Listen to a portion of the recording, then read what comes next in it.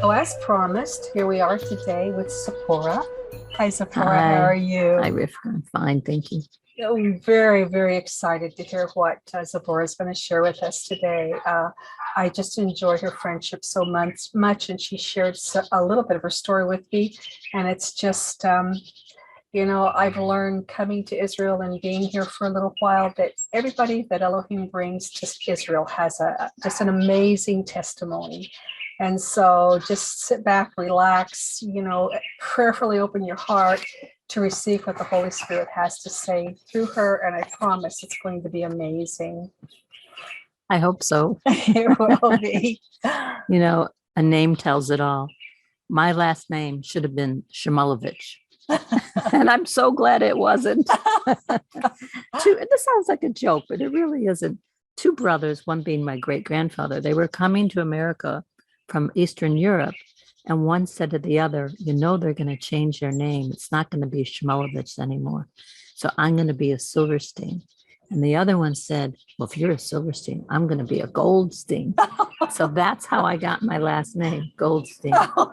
But when my father at the temple, because I was brought up in a Jewish home, when he had to make an aliyah, it's called to the bima, they called him up as a Kohen. And I said, how did a Goldstein become a Kohen?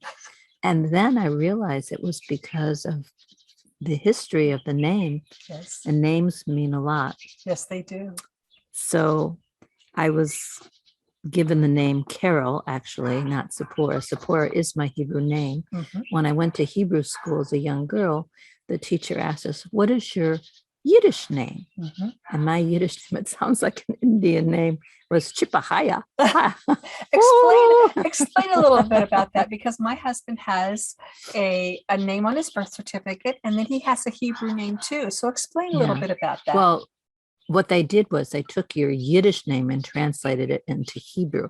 So Chippa means bird in Yiddish, and Zeporah means bird in Hebrew. That's right. So that's how I got the name Zeporah. But I didn't use it until I moved to California many years later. But your birth certificate says Carol, yeah, right? It says Carol. But and that's a custom, is that even if you get like an Anglo, let's say an Anglo name, you still also are given a Hebrew name. Yes. Yes. And Haya means life.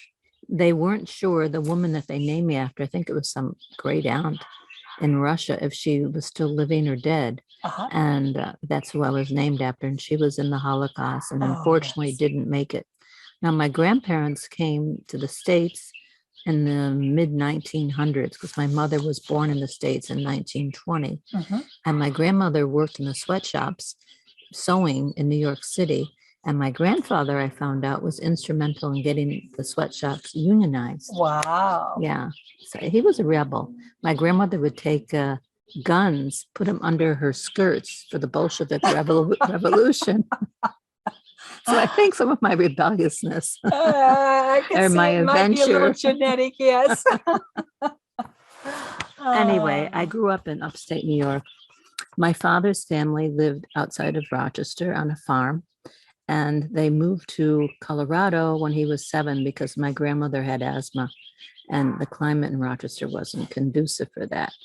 So he lived on a farm. He had really no Jewish upbringing in the sense like he didn't go to Hebrew school after school. His brothers and sisters started marrying outside of the faith, and he really wanted a Jewish wife. So when his parents decided to go to Rochester again because they were missing their brothers and sisters, my father decided he'd go help them get the farm started. So he met my beautiful mother through a cousin, and she was from a Eastern Europe family. They both were, actually. But she was a peddler's daughter and a school secretary. My father said he took her off the shelf. Now, I don't know. She was a beauty, so I don't know about that. But they got married, and my grandmother said to my mother, her mother, Arnett, you are not a farmer's wife. This is not going to work. You don't like mornings. And it was true because my grandmother, my paternal grandmother, would get up at 5 a.m. to make her bread and, do everything a farmer's wife had to do. And my mother just did not like it. My older brother, who's 13 months older than me, Jerry, and I were born on the farm. I don't remember it. I was only 3 when we left the farm. Mhm.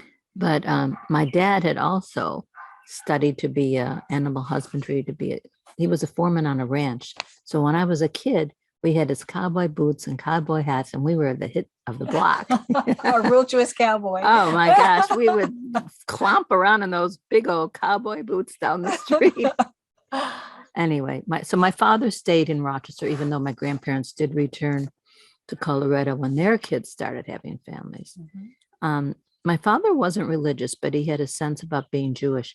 My goodness, I could not date a guy that wasn't Jewish. So Dave Carty became Dave Cohen. Things like that.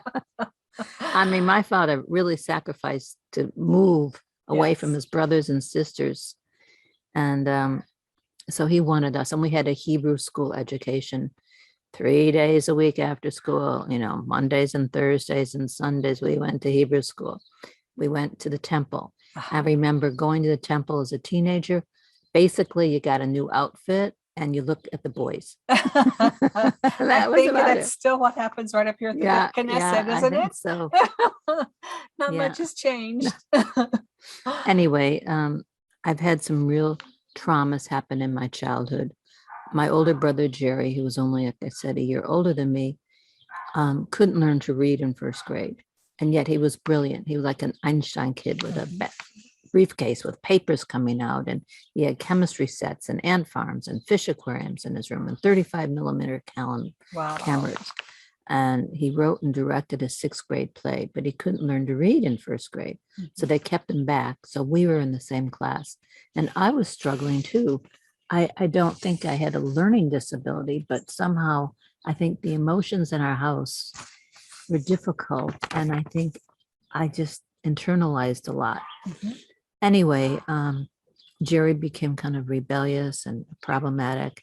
And when he was 13, preparing for his bar mitzvah, which of course meant so much to my parents. Sure. He had a nervous breakdown. We thought he was having a breakthrough because he cried for the first time. Him and my dad just had these big battles all the time. And my father traveled Monday through Friday for his job. And because he traveled, he would hear from my mother at the end of the week, everything Jerry did wrong. And then Jerry would get a whipping, Yeah. And I got only one, but it was enough for my rebellious mouth. I remember that. But anyway, Jerry didn't really get better. He became more and more aggressive at home. And it was really hellacious for the rest of us kids. We'd be watching Disneyland TV and he'd want to see National Geographic and he'd come along and kick us in the back. I have 3 brothers. There was Jerry, a year older than me, Alan, 4 years younger, and then Jack, the baby, was born when I was 11. Wow. Something funny. I wanted a sister so badly. My father came home from the hospital. He said, "Carol, you have another baby brother." I said, "Oh no, if mommy had just gone to a different hospital." And I was already in 6th grade. I was pretty naive, I guess. Anyway, when Jerry, the doctor said he needed to go into the hospital, a mental institution. He was only 13. It was traumatic for all of us. I still remember the night when we were sitting at the dining room table crying, and Jerry saying to my father, "Daddy, I hate you," crying, and my father crying, my mother crying, me crying. It was not so easy for any of us, and it was especially for him to be put in a hospital in those conditions. In those days, he was put in an all-male ward. Not even, there weren't any special ed classes then, nothing like that. And I found out later they probably had learning disabilities and maybe Asperger's. They labeled him as child schizophrenic. I don't know if that's what he really was. But because of him, I went in to study special education. But my own life really turned upside down then. I became ashamed, and this like toxic shame kind of enveloped the whole family. What do you say? Where did your brother go? We haven't seen him lately in school. Oh, he's in a mental institution. And especially back then, there was such a strong stigmatism against. There still is. Yeah, but it was even increased. Yes. And he'd come home on weekends and he was on these heavy duty drugs, really, or he'd shuffle when he walked. And I mean, I remember I just didn't date much during high school because I was too embarrassed to have a guy come to the house and see my brother when he was there for the weekends. I couldn't wait to get out of my family situation. And at 18, I went to college. And the first semester and the last semester were panic attacks for me. Just coping with a new situation. Yeah. And my life was measured on, did I have a boyfriend or didn't I? That sort of helped me through difficult times if you had someone, of course. Right. But even though I have an average intelligence, maybe a little above, I would had such a fear of failure that I remember if I thought I wasn't going to pass a test, one time I literally got on the expressway, the highway, and hitchhiked from my school an hour down the road to where Rochester, my hometown, was. You know, I ran away from school. My best friend would find me at the Greyhound bus station sitting there. Get back in the car, Carol. Let's go home. Yes. And she one time came to Rochester and picked me up. Wow. I had an English test and I had a speech in public speaking. And I was petrified to do both of those. I don't know why. It just was. And it's funny because I turned out to be an English teacher, but I was just so afraid of failure. Did you have any sense of God during this time? You know, being brought up Jewish, you didn't read the Bible. You went to services, you know, for Rosh Hashanah, and, you know, Yom Kippur. I think I remember once when I was in the 6th grade, I started thinking about eternity. What's it like to be dead forever and ever and ever and ever and ever and ever? That was about my sense of God. Okay. Yeah. Okay. And that's not surprising. Yeah. And again, because of my family, life was black. My poor mother, it was too much for her to cope with having 4 kids, and my father traveled all the time. She just got depressed all the time. And, you know, I would be upset with her and angry that I'd come home and see her laying down on the couch and the dishes were still sitting in the sink. You know, I just had different, and she didn't work outside of the home. Right. Anyway, college was difficult, but it's funny. I was so worried about failing, and I ended up getting a 3.0 average. Wow. Wow. Because I had to do well. There was something in me that made myself do well. Right. And for me to study meant being totally reclusive and sitting in isolation in the stacks. You know, I couldn't sit down and socialize and study or have the TV on or anything like that. But anyway, I went to Boston, teaching school there, and met somebody. And yeah, I met somebody, a very good family, Jewish, wealthy, electrical engineer. Then he decided to get his MBA in business, and he was moving to Ann Arbor to go to University of Michigan. Right. And I was looking to go to graduate school to study learning disabilities because of my brother. Sure. And he said, I said, I think I'll apply to University of Michigan too. He said, oh, you won't get in. You're not smart enough. Oh. And so I applied to Boston University as well. I got into both. But because he said that, I said, I'm going to stay in Boston. Well, we did at one point get engaged a few times, but then we broke up. He was just, to me, kind of boring. But my father, who wanted me to get over this they were so angry. Oh my gosh, he was the perfect guy for me. You know, they wouldn't have to worry about me. Right. Oh, yes. Yeah. Anyway, when I did, oh my gosh, and we had the dress all picked out. We had invitations all picked out, the temple all reserved. Oh, they were angry. I said to my father, I said, Dad, when I get married, just guess what? You won't have to pay for an expensive wedding. I'll do a cheap one for you. Which I did, actually. So anyway, my father decided to send me and my younger brother, Alan, to Israel for the summer to get a little religion. Oh, okay. Little religion. This was a time when Amsterdam was the most popular place to go because they were doing marijuana and drugs all over. We had backpacks on and hiking boots, and my brother Alan had his guitar. The little religion was when we got here to Israel after being all over Europe and finally making it here to Israel, my brother Alan and I separated because he fell in love with this pretty blonde. That was the end of Alan. But he Western Union me at the time. There's no cell phones back in the early 70s, and said, I got busted for dealing. Oh, this is going to be on video. It's okay. It was a long time ago. I told you it was going to be interesting. I got busted for dealing hashish, and I'm in jail. Can you send me $200 to get me out? That's a lot of money. I was in Tel Aviv. He was in another city. Let's just put it that way. So yes, I sent him the $200. And when we got to Spain, he had the audacity to borrow $200 more to get a guitar. Did you ever get it back? I don't remember. So when I got back to Boston, I decided I needed to tap into my creative talents and not go back to teaching right away. And so I studied pottery, but I could never get the pot centered. And I figured out I'm not centered. How do I get this pot centered? And then friends said, why don't you try real estate? We have a company and you'd probably be really good. And it was renting apartments to students. And I was really good at it. Mhm. You know, friendly. I could see an apartment, what it would look like, fixed up this way, that way. Right. One day a friend came in and said, tickets for Peru, $350, good for a year. I said, Peru? I wrote my 6th grade report on Peru. I sold a brand new car that my parents had gotten me because my car got in an accident. And they were mad about that too. Imagine. And off I went to Peru with my girlfriend.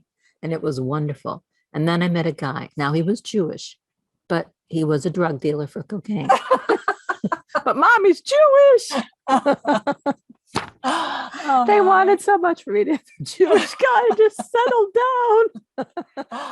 Oh. Anyway, we traveled all over South America, all the way down the whole Amazon River, Brazil, Bolivia. And finally, he had to go back to the States. It was just too dangerous for him with his drug problem. Yes, yes. And I stayed on about 4 more months. Excuse me, I just want. Sure. And but I was heartbroken because we thought of getting married and then we didn't. And so I was back to square one, and I was this time a little bit older. Right. Should we set that over here? Thanks. And I really didn't know which end was up. I went and stayed with some friends. Well, before that, some friends told me about this therapy called Fisher Hoffman, where you get in touch with your spiritual guide. I said, oh, maybe that's what I need, spiritual guide. I mean, it's really demonic. Sure. I didn't know it at the time. And my spiritual guide said, this isn't doing you any good, this therapy. He said, you need to go and join your cousin's yoga ashram group in Washington, D.C. I was in Boston. I said, oh, I just packed my stuff up and left my apartment. My roommate was on vacation. I just left because my spirit guide told me to. Oh my goodness. I got to the ashram. My spirit guide said, after it was sort of hard to get in. Usually you had to go to yoga classes and they had to know you. I just put myself on their doorstep. Mhm. They were doing a 40-day fast, just salads. Wow. I was starving. I imagine. I wasn't eating very much in those days. I weighed probably 112 pounds. And once I got there, my spirit guide said, fooled you, gotcha, ha, ha, ha. Really? And I knew I was in trouble, but I didn't know what else to do. I couldn't go home.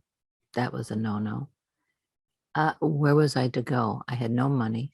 So tell me a little bit more about the spirit guide. It was just a voice that spoke to the inside of you? Yes, I saw a picture, a vision in my mind of him. He was young. He had long blonde hair and blue eyes. And I remember one time I had polio, and I was racing down this hill, and it must have been in the 1800s because the wheelchair I was in was made out of wood, like wooden wheels. Mhm, So mhm. I imagine it was like around the 1800s. And I was just racing down this hill like I was going to crash. And he was there to stop me. So Okay. he was a good guy. Yeah, that's what he wanted you to think. Right. Yeah. But when he told me to join the yoga ashram because Fisher Hoffman wasn't helping me any, obviously Kundalini yoga was not Right. the answer. Right. And I stayed there for 2.5 years. Wow. And they were going to arrange a marriage with me because I still wasn't married. My parents. And that's so important as a young Jewish Oh woman. my Oh my gosh. God. When are you going to have when are you going to give me grandchildren? Oh, my grandmother would say that. Look at the time. Look at the time. So yeah, so I was a black sheep. I was the black sheep of the ashram. I could never make it up at 4:00 in the morning. Everybody would get up for what was called sadhanas. Mhm. And I said, look, I can get up for the yoga at 6:00. I said, even the birds aren't up yet at 4. And I remember we had to take turns every once in a while reading their Suri Guri Gransu Bible. And I'd be reading it and I'd say, I've never even read my Bible. What am I doing reading this Bible? And the leader of the whole ashram, Yogi Bhajan, he was a big shot. We had this Tantra yoga one time where the men sat on one side and the ladies on the other on the ground. And he had a partner on the opposite. And all of a sudden, my arm started going like this. And Yogi Bhajan said, who is ruining my Tantra yoga? Oh my Something was goodness. happening to me electrical wise, but Wow. it was just like the charge there. Wow. But I was ruining it for him. So obviously God was in control. That's right. They had to pull me out of the line. Wow. Because, yeah. Yes. And other things happened. You're not supposed to date. It was a very pure lifestyle. I figured enough of, drugs, sex, rock and roll. I need a better lifestyle. And 75% of the kids were Jewish in there. My goodness. Really, a lot. All searching for answers. That spiritual connection that they've lost. Yeah. Yeah. And I actually was transferred to another yoga ashram. And it wasn't for good behavior. Oh my goodness. But they were going to fix me up with this other guy who was a teacher in a smaller ashram. But he was already engaged and he obviously didn't like the lady he was being matched up with. And then when he found out that I didn't do 4:00 in the morning, he called up Yogi on the phone, Yogi Bhajan. She doesn't get up at 4. And I have to talk to him. It's like talking to dad. I said, even the birds aren't up yet. That was my standard line. The birds, I don't mind 6 for the yoga, but thank God the Lord spared me. Yes. Because that was the spiritual practices of it. That's right. And I actually, since I was in New Haven, I said to the teacher, I said, I'm so tired of this old coat. It's a shmata. It's a rag. I want to go back to Boston where I have all my clothes and get my nice winter coat. He said, it's against my better judgment to let you go. And he was right. I didn't have the courage to say, I'm leaving. Right. Right. And you do get brainwashed after a while. So I left. And I didn't know what to do. I went to some friends that lived in Western Mass. And one day I was riding my bicycle, really mixed up. And I was on this country road. And this young woman was taking groceries out of her car. And she said, do you know Jesus loves you? I said, oh, no, he doesn't. I'm Jewish. I meant it. And she said, well, he was a Jew. I says, you don't understand. Jews just do not believe in Jesus. And I was walking one night, nothing to do in this little town. And I saw the same lady with a friend. Just come with us. I thought maybe we'll go to the A&W root beer stand. That's all there was in this town. And I was waiting for this little rinky-dink teaching job to start. For people who hadn't worked in a while, it was like a program, a special program, to get you back into your profession. Then. So I was supposed to teach, well, actually it was preschool, which wasn't exactly my thing. But we got in the car and I says, where are we going? They said, to a Bible study. I said, oi, what's a nice Jewish girl? Okay, not so nice. But what am I doing going to a Bible study? And they were talking about Jesus, the healer. Now I'm saying Jesus because that's all I knew at the time. Right. And he was the healer. And I said, wow, I need healing. My brother Jerry certainly needs healing. My family needs healing. And I would go back to this Bible study. I couldn't tell you today if this church had a denomination or didn't have a I don't know. Right. Well, one day down by the lake, they were baptizing.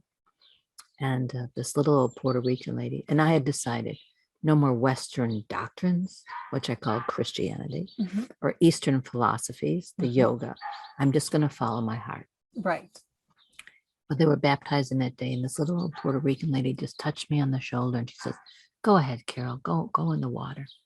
So I said, "Why not?" Now, I wasn't even saved, quote, I went in the water, and I came up, and I was crying, and I didn't know why.